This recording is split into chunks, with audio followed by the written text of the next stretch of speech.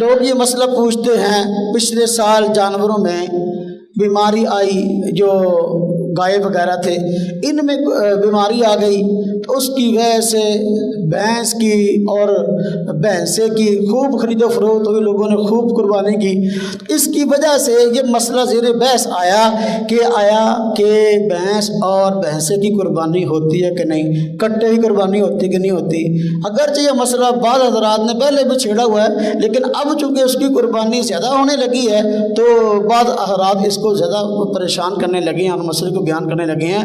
بعض حضرات کہتے ہیں، جو فرقہ اہل حدیث کے لوگ ہیں وہ کہتے ہیں یہ بھینس بھینسا کٹا اس کی قربانی نہیں ہوتی، حالانکہ بالکل بات غلط ہے۔ بھینس بھینسا کٹا اس کی قربانی ہو جاتی ہے، اور شریعت نے قربانی کے صحیح ہونے کے لیے جو شرطیں بیان کی ہیں وہ ساری کی ساری شرطیں اس کے اندر پائی جاتی ہیں، اس کے اندر پائی جاتی ہیں۔ مثلا شریعت نے فرمایا قربانی بہیمۃ الانعام کی ہے، جس طرح فرمایا وَلِكُلِّ أُمَّةٍ جَعَلْنَا مَنْسَكًا لِيَذْكُرُوا اسْمَ اللَّهِ عَلَىٰ مَا رَزَقَهُم مِّن بَهِيمَةِ الْأَنْعَامِ، کہ ہر امت قربانی کرتی آئی ہے، ہاں جی، ذبح کے وقت اللہ کا نام لیتی آئی ہے، کس پر؟ بہیمۃ الانعام پر۔ بہیمہ کہتے ہیں اس جانور کو جو چار ٹانگوں والا ہے، اور انعام کہتے ہیں گھریلو پالتو اور حلال جانور کو۔ اب جو جانور چار ٹانگوں والا ہے، گھریلو پالتو اور حلال ہے، اس کی قربانی ٹھیک ہے۔ اب آپ مجھے بتائیں جو بھینس اور بھینسا ہے کٹا ہے، کیا یہ گھریلو اور پالتو ہے کہ نہیں؟ پہلی شرط پائی گئی، بالکل ہے، لوگ گھروں میں پالتے ہیں، گھریلو اور پالتو ہے، لہذا قربانی اس لحاظ سے ٹھیک ہے، پہلی شرط پائی گئی۔ نمبر 2 حلال ہے، حلال ہے کہ نہیں؟ اب جو لوگ بھینس اور کٹے کے بارے میں کہتے ہیں کہ بھئی اس کی قربانی جائز نہیں ہے، عام دنوں میں اس کا دودھ بھی پیتے ہیں اور گوشت بھی کھاتے ہیں، تو عام دنوں میں دودھ پینے اور گوشت کھانے کا جو ان کا مسئلہ ہے اس کی علت کے بارے میں پوچھا جائے تو پھر جو ہے نا وہ آئیں بائیں شائیں کرتے ہیں۔ تو ہم کہتے ہیں بات کو سمجھو، اگر یہ گھریلو پالتو ہے اور حلال ہے تو شرط پائی گئی، دیکھو حلال بھی ہے گھریلو پالتو بھی ہے، اور چار ٹانگوں والا ہے کہ نہیں؟ چار ٹانگ، بھینس کتنی ٹانگیں ہوتی ہیں؟ 4۔ بہیمہ 4 ٹانگوں والے جانور کو کہتے ہیں، لہذا بھینس کی 4 ٹانگیں بھی ہیں، یہ گھریلو پالتو بھی ہے، حلال بھی ہے، قربانی ہو جائے گی۔ اور اسی طرح ہم کہتے ہیں بھی قربانی کے صحیح ہونے کے لیے چوتھی شرط یہ ہے کہ اس جانور کی عمر پوری ہو، اور وہ اس مسئلے کو یوں بیان کرتے ہیں وہ جانور دوندہ ہو، وہ کہتے ہیں دوندے جانور کی قربانی ہوتی ہے۔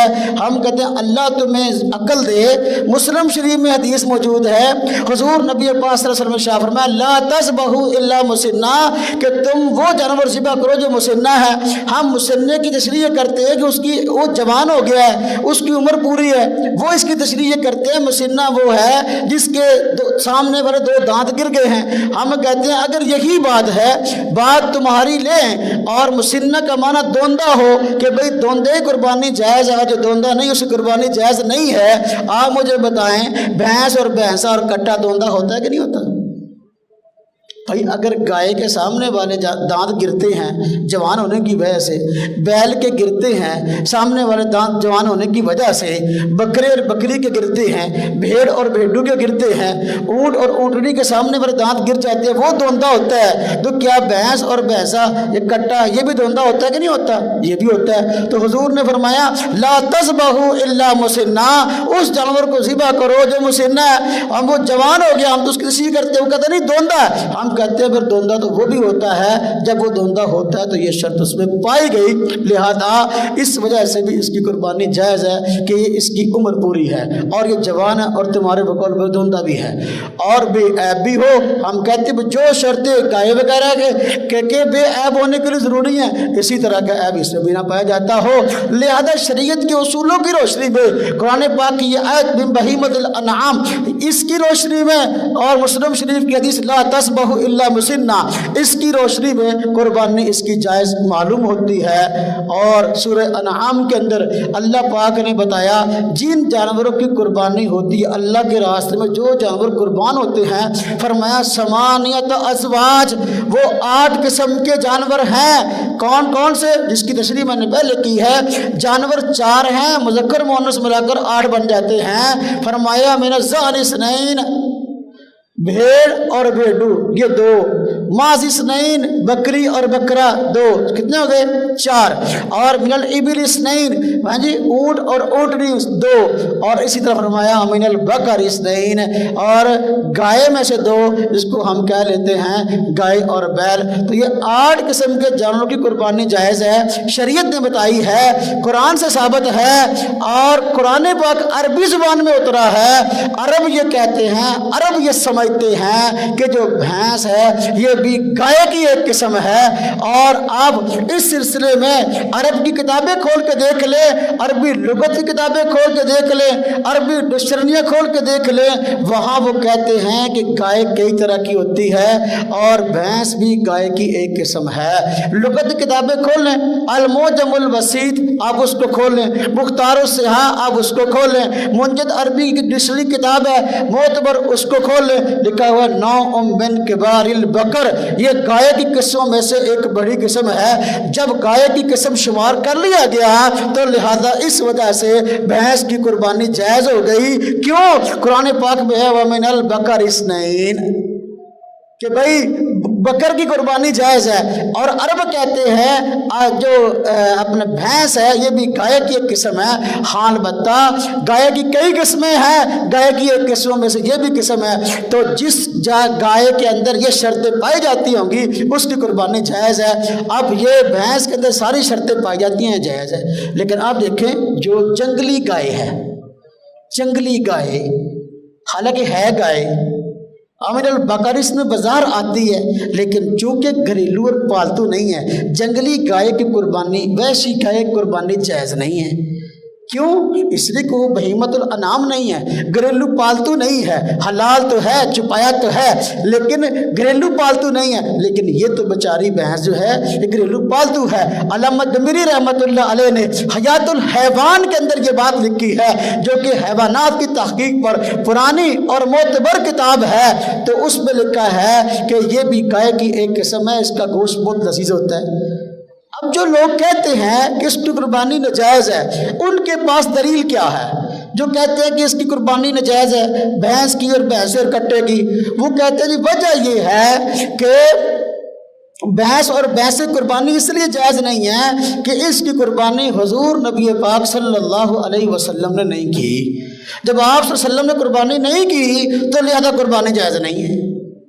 हम कहते हैं भाई देखो, अब नबी पाक सल्लल्लाहु अलैहि वसल्लम ने कुर्बानी क्यों नहीं की, इसकी भी तो वजह जान लो।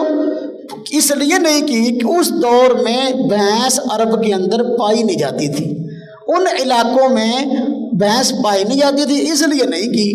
लेकिन अब एक जानवर किसी इलाके में ना पाया जाए, शरीयत ने उसके जो अहकामात बता दिए कुर्बानी के भी इनकी कुर्बानी होती है, उस म्यार पर पूरा उतरता हो तो कुर्बानी जायज़ क्यों नहीं है। अब देखो जिस तरह के हमारे यहाँ ऊँट है बहुत कम पाया जाता है, अगर कोई बंदा कहे जी हमारे इलाके में तो 5.5 ऊँट है ही कोई नहीं, लिहाजा ऊँट की कुर्बानी नहीं जायज़ है, तो भाई किसी इलाके में कोई जानवर ना पाया जाए इसका यह मतलब नहीं कि हम देखो हमारे यहाँ ऊँट की कुर्बानी बहुत कम होती है, क्यों पाया नहीं जाता।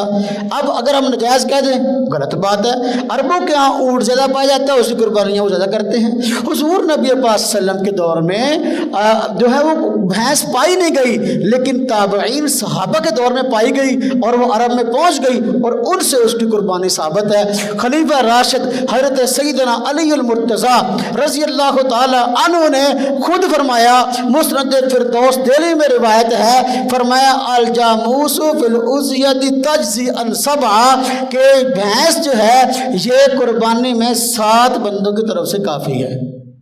तो देखो जब सहाबा के दौर में पहुंची, ताबईन के दौर में पहुंची, मुहद्दिसीन ने इसकी वजाहत कर दी कि भाई ये गाय की एक किस्म है, कुर्बानी जायज़ है। अब इसमें बहस वाली बात कोई नहीं रह गई। मशहूर अब मुहद्दिसीन भी जो है वो जायज़ बताते हैं, जिस तरह के हज़रत इमाम मालिक रहमतुल्लाह अलैह ने मुअत्ता इमाम मालिक में खुद फरमाया है कि भाई ये गाय की एक किस्म है। जिस तरह ज़कात का मसला है, ज़कात का मसला, ज़कात भैंस पर है कि नहीं, कट्टे पर है कि नहीं, हम इनसे पूछते हैं तो भाई भैंस और कट्टे पर ज़कात है कि नहीं, बाकी जानवरों पर ज़कात है, कहते जी है। हम कहते हैं अब हदीस से साबित करो इसकी ज़कात क्या है।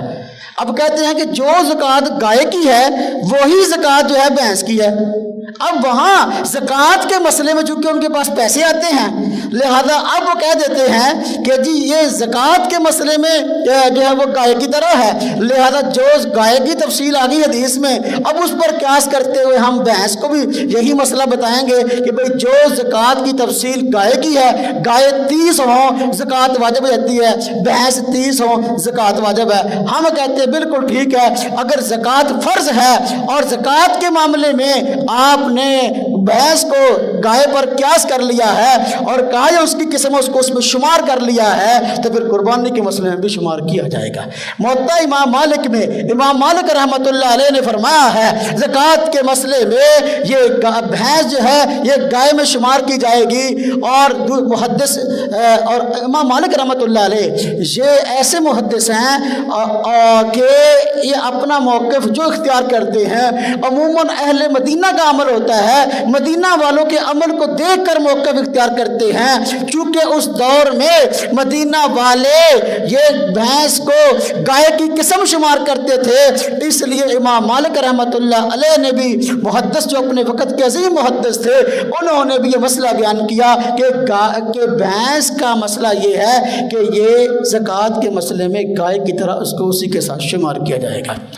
محدث اپنے وقت کے عظیم محدث مشہور تابعی حضرت حسن بصری رحمۃ اللہ علیہ انہوں نے بھی فرمایا زکوٰۃ کے مسئلے میں بھینس کو جو ہے وہ گائے کے اندر شمار کیا جائے گا، اور حضرت سفیان ثوری جو اپنے وقت کے عظیم محدث ہیں تابعین میں سے ہیں وہ بھی فرماتے ہیں زکوٰۃ کے مسئلے میں بھینس کو گائے کے اندر شمار کیا جائے گا۔ اب یہ حضرات جو بھینس کو گائے کے اندر شمار کرتے ہیں زکوٰۃ کے مسئلے میں کہ یہ قسمیں ہیں، ایک قسم کو دوسری میں شمار کر لیں گے، لہذا قربانی کے مسئلے میں شمار کیوں نہیں کیا جا سکتا؟ پھر ہم کہتے ہیں بھینس اور کٹا اس کی جو قربانی جائز ہے تو شریعت کے اصولوں کی وجہ سے ہے، اور جائز کہتے ہیں جی حضور نے نہیں کی اس لیے جائز نہیں ہے۔ ہم کہتے ہیں بھئی دیکھو آپ مانتے ہو کہ اونٹ کی جتنی بھی نسلیں ہیں جتنی بھی قسمیں ہیں سب کی قربانی جائز ہے، حالانکہ حضور نبی پاک صلی اللہ علیہ وسلم نے اونٹ کی ساری قسموں کی قربانی نہیں کی۔ اب اونٹ بختی نسل کا بھی ہوتا ہے اور اونٹ جو ہے وہ اپنا عربی نسل کا بھی ہے، پھر اس کی بھی کئی قسمیں ہیں، تو جتنی اونٹ کی قسمیں ہیں حضور نے ہر ایک کی قربانی نہیں کی، لیکن تم ساری قسموں کی قربانی کو جائز کہتے ہو۔ اسی طرح حضور نبی پاک صلی اللہ علیہ وسلم سے گائے کی قربانی ثابت ہے، لیکن گائے کی جتنی قسمیں ہیں کیا سب کی قربانی حضور نے کی ہے؟ نہیں، یہ ساہیوال نسل کی قربانی ہے، اس کی قربانی ہمارے یہاں جب عموماً قربانی آتی ہے تو اکثر قربانی ساہیوال نسل کی گائے کی ہوتی ہے۔ حضور نبی پاک صلی اللہ علیہ وسلم نے ساہیوال نسل کی گائے کی قربانی نہیں کی، تو پھر تو یہ بھی نجائز کہہ دو، حالانکہ اس کو نجائز نہیں کہتے۔ اور ریڈ انڈین گائے ہے، ریڈ انڈین گائے کی قربانی حضور نبی پاک صلی اللہ علیہ وسلم نے نہیں کی، لیکن اس کو وہ جائز کہتے ہیں۔ ہم کہتے ہیں کیوں جائز کہتے ہو؟ کہتے ہیں جی گائے کی قسم ہے۔ ہم کہتے ہیں بھینس کی قربانی بھی اس لیے جائز ہے کہ یہ گائے کی قسم ہے۔ محدثین کے ہاں حضرت علی المرتضیٰ رضی اللہ تعالیٰ عنہ کے ہاں اور اس ائمہ لغت کے ہاں عربوں کے ہاں قرآن کے اصولوں کی روشنی میں جب یہ بات ٹھیک ہے تو پھر بھینس اور کٹے کی قربانی جائز ہے، اس کے ناجائز کہنے کی کوئی وجہ نہیں ہے۔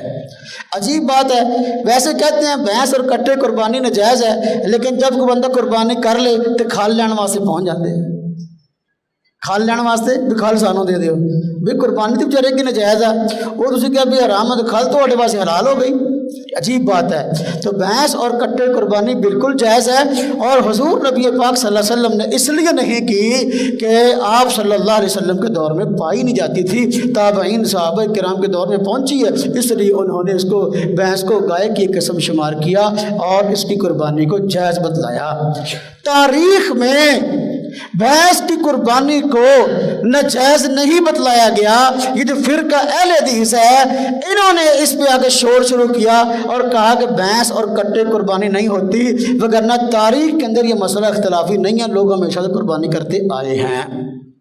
اور اہل حدیثوں کے جو بڑے علماء ہیں، میرے پاس کئی فتاوا پڑے ہیں، کئی کتابیں پڑھی ہیں جن کے اندر باقاعدہ انہوں نے لکھا کہ بھینس کی قربانی جائز ہے، فتاوا ثنائیہ کے اندر لکھا ہے، اور اسی طرح اپنا یہ فتاوا ستاریہ اس کے اندر لکھا ہے، فتاوا علماء حدیث کے اندر لکھا ہے، کئی فتاوا کے اندر لکھا ہے کہ قربانی اس کی جائز ہے۔ سب سے پہلے جس بندے نے بھینس کی قربانی کا انکار کیا وہ اہل حدیثوں کا ایک مولوی تھا عبداللہ روپڑی، اس نے سب سے پہلے کہا کہ بھی اس کی قربانی ناجائز ہے۔ اس سے پہلے اہل حدیثوں کسی مولوی نے بھی قربانی کو ناجائز نہیں کہا کہ بھینس کی قربانی ناجائز ہے، اور وہ بھی اسے ناجائز کیوں کہا؟ یہ دو معالم تھے اہل حدیثوں کے، ان کی آپس میں بنتی نہیں تھی۔ ایک بندہ اگر مسئلہ ایک بیان کرتا تو دوسرا ادھر الٹ چلتا، کیوں؟ لڑائی سی آپس۔ یہ مولوی ثناء اللہ امرتسری صاحب اور مولوی عبداللہ روپڑی صاحب، یہ ان کی آپس میں کافی لڑائی تھی، ایک دوسرے کے خلاف کتابیں بھی لکھی، کافر شافر بھی کہا، بہت کچھ۔ تو چونکہ ثناء اللہ امرتسری صاحب نے فتاوا ثنائیہ کے اندر بھینس کی قربانی کو حلال لکھا، اس چڑ کے اندر کہہ دیا بھینس کی قربانی حرام ہے، وگرنہ عبداللہ روپڑی سے پہلے کسی فرقہ اہل حدیث کے بندے نے بھی نہیں کہا بھینس کی قربانی ناجائز ہے۔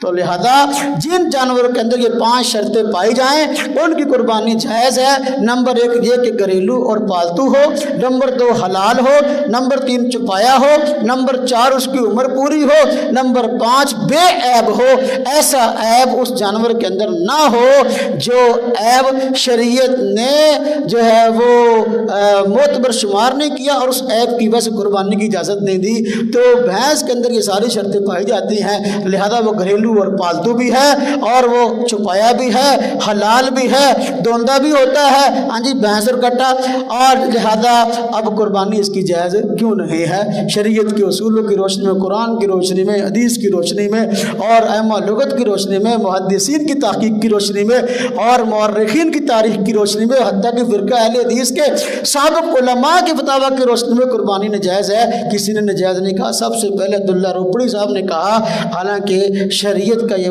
اپنا اصول ہے کہ بھائی جو حلت اور حرمت کے اصول ہیں یہ تو قرآن طے کرے گا نا، حدیث بتائے کہ کون چیز حلال ہے یا حرام ہے۔